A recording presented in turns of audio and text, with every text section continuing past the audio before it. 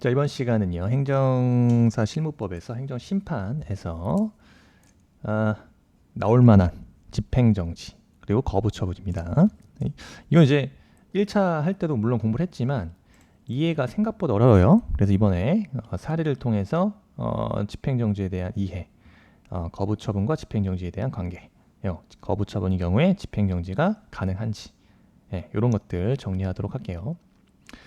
그래서 사안에서 보시면 자, 우리 말자 나왔습니다. 갑은 자신의 5번째 자녀 이름을 첫째에서 넷째 자녀의 돌림자인 자. 그래서 마지막에 말자입니다. 말자. 이거 2011년 기출문제고요. 자, 말자를 지어 출생신고를 했다. 행정고시 5급 공채. 그러면은 가족관계 등록 등에 관한 규칙에 의하면 말과 자는 이름으로 사용할 수 있는 한자다. 문제 없다. 그런데 갑의 출생신고를 접수한 공무원은 말자는 얘 좀 크면 그죠? 개명 신청할 거야 라는 이유로 진짜 이게 이유입니다. 개명 신청이 잦은 이름이라는 이유로 출생신고 수리를 거부했다. 대단합니다. 그죠? 공무원이 말자는 요즘 시대에 안 맞잖아 이러면서 출생신고서를 거부했다.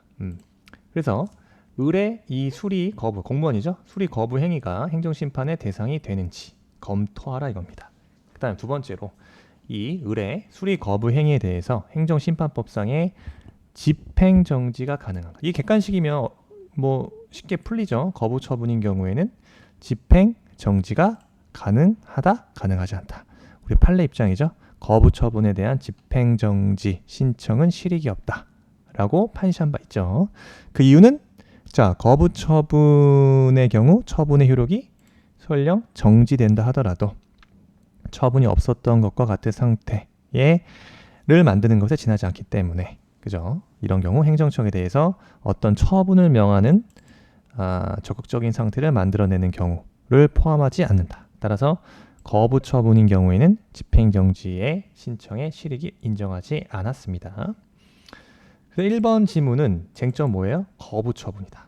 그래서 문제가 되는 사안은요. 자, 문제의 소재에서 행정심판법 제13조에는 취소심판의 대상을 처분으로 규정하고 있으며 그 행정심판법 2조 1항에서 처분 등의 정의에 공권력의 행사의 거부를 포함시키고 있죠. 그래서 행정청의 거부가 공권력 행사의 신청에 대한 것인 경우 취소심판의 대상이 된다.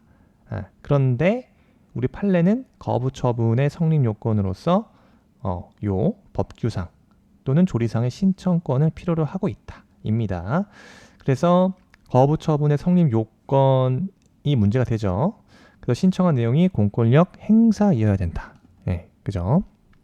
신청한 내용이 공권력의 행사여야 되고 그러한 거부 행위가 신청인의 법률 관계에 어떤 영향을 미쳐야 되고 문제가 되는 세 번째 청구인에게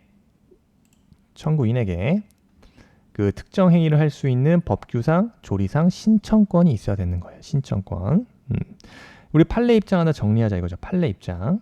자, 판례 입장 뭡니까? 요거요. 자, 판례 입장에 따르면 거부 행위의 처분성을 인정하기 위한 전제 요건으로서 신청권의 존부는 구체적 사건에서 신청인이 누구인가를 고려하지 않는다.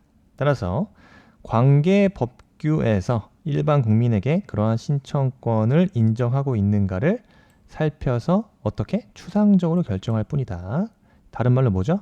신청인의 신청에 대해서 단순한 응답할 권리만 있으면 되지 이를 넘어서 신청에 대한 인용이라는 만족적인 결과를 얻을 권리를 의미하는 것은 아니다. 입니다. 요 법규상 조리상에 대한 신청권에 대한 판례 입장까지 적어주면 굉장히 좋겠죠. 그 사안에서 문제되는 건 이러한 말자에 대한 출생 신고에 대한 법규상 조리상의 신청권이 있는가가 문제되죠. 그러면 자, 출생 신고에 대한 수리는 당연히 출생 신고에 대한 수리가 이루어져야 그 공권력 그 수리 자체는 공권력 행사에 해당이 되는 겁니다. 이에 대한 출생 신고의 수리의 거부는 당연히 공권력 행사의 거부 행위가 되는 거죠. 저 공권리 행사에 해당한다. 맞고요. 그 다음에 이러한 출생 신고 자체가 거부가 되면, 그죠? 거부 행위가 신청인의 법률행위에 영향을 미치는가? 당연히 법률관계 등록에 따른 법률에 따라 출생신고 의무를 위반한 경우 어떻게 됩니까? 과태료 대상이죠. 과태료 대상. 그리고 국민의 권리나 법적 이익에 직접적인 영향을 미치는 행위다. 따라서 거부 행위가 있으면 어떻게 됩니까?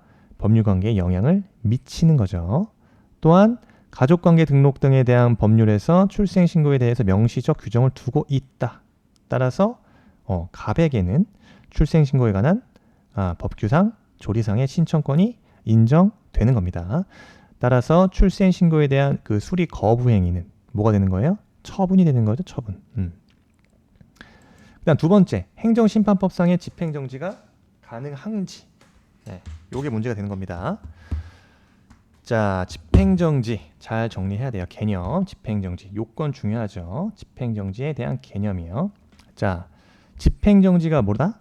일단 예외적 집행정지죠. 예외적 집행정지. 그래서 집행부정지가 원칙입니다. 집행부정지가 원칙인데, 즉 행정심판의 남용을 막기 위해서 행정심판의 청구는 어떤 처분의 효력, 집행 또는 절차 속행 영향을 미치지 않는다. 집행부정지가 원칙인데 예외적으로 집행정지를 인정하고 있다. 그래서 집행정지에 대한 개념에서 요건을 도출할 수 있어야 된다. 즉 집행정지라는 것은 처분의 집행 등으로 인해서 중대한 손해 발생이죠. 손해가 발생될 수 있는 경우에 당사자의 권리나 이익이죠. 이를 보존하기 위해서 위원회가, 누가? 행정심판위원회가 결정하는 겁니다. 그 처분의 효력이나 집행 또는 절차의 속행의 전부나 일부를 잠정적으로 그 집행을 어떻게 한다? 정지시키는 제도가 바로 집행정지다 이거죠. 행정심판법 제30조 제2항입니다. 그래서 집행정지가 인정이 돼야 되는 이유, 청구가 이유가 있어서 있는데도 인용 재결을 내리게 되면, 설령 나중에 이유가 있어서 청구 인용 재결이 있다 하더라도 이미 그 집행 자체가 완료됐을 때 중대한 손해를 입게 될 우려가 있다 이겁니다.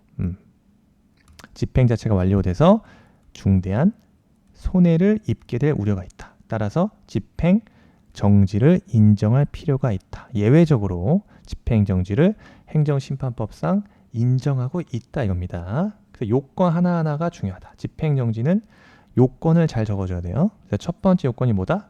자, 적극적 요건. 첫 번째 뭡니까? 집행 정지 대상인 처분이 존재해야 된다. 아까 사안에서 요거 출생신고 거부행위, 출생신고 수리 거부행위요. 출생신고 수리 거부행위는 처분이라고 말씀드렸죠. 그래서 첫 번째 집행정지 요건으로서 집행정지의 대상이 되는 처분이 존재해야 된다. 다른 말로 이 처분의 집행이 완료되었거나 목적이 이미 달성됐어요. 그러면 집행정지 대상인 실체가 없어지기 때문에 집행정지는 불가능하게 되는 겁니다. 그 다음에 두 번째 요건, 당연히 본안 행정심판이 계속되고 있어야 된다. 본안 행정심판, 즉 처분에 대한 집행정지는 취소심판 등 본안 행정심판이 계속 중이어야 된다는 거고, 그 다음에 본안 행정심판이 계속 중이어야 된다. 그 다음에 세 번째 요건, 중대한 손해가 생겨야 되는 거죠. 자, 중대한 손해 발생으로 이러한 손해를 예방할 필요성이 긴급하다고 인정돼야 된다. 아시겠죠? 긴급성이 있어야 된다. 그 다음 네 번째 요건으로 소극적 요건이죠. 소극적 요건으로서 집행정지로 인해서 공공복리에 중대한 영향을, 공공복리에 중대한 영향을 미칠 우려가 없어야 된다. 판례는 뭐까지 인정하고 있죠? 네, 소극적 요건으로서 본안 청구가 이유 없음이 명백하지 않아야 된다. 그죠? 본안 청구가 이유 없음이 명백하지 않아야 된다. 명백하다면 당연히 집행정지를 인정할 취지가 없다 때문이다. 인정하는 취지에 반한다 이거죠. 그래서 소극조건으로서 공공복리에 중대한 영향을 미칠 우려가 없어야 되고 본안 청구가 이유 없음이 명백하지 않아야 된다. 요걸 적어줘야 되는 겁니다. 우리는 요건 다 알고 있어요. 적극적 소극적 요건. 그 다음에 이제 결론에서 자, 거부 처분에 대한 집행정지가 가능하다? 가능하지 않다 이거죠. 가능하지 않다. 왜 그런다? 아까 말씀드렸죠. 거부 처분에 대한 집행정지 신청에 대한 실익이 없다. 그럼 뭘로 가야 돼요? 집행정지로 다투지 말고 이럴 때는 임시처분 제도가 있다 이겁니다. 임시처분. 임시처분 행정심판법상 31조에 규정되어 있어요. 그래서 임시처분 대상이 되는 것이 바로 이러한 집행정지 제도로 구제받을 수 없는 거부처분이라든가 또 뭐다? 부작위요. 부작위에 대해서는 임시처분으로 가야 된다. 임시처분으로 가서 구제를 받아라 이겁니다. 자, 임시처분 제도 뭐다? 이러한 거부처분 또는 부작위 때문에 그 중대한 불이익이나 급박한 위험을 막기 위해서 행정심판법상의 그 가처분 제도죠.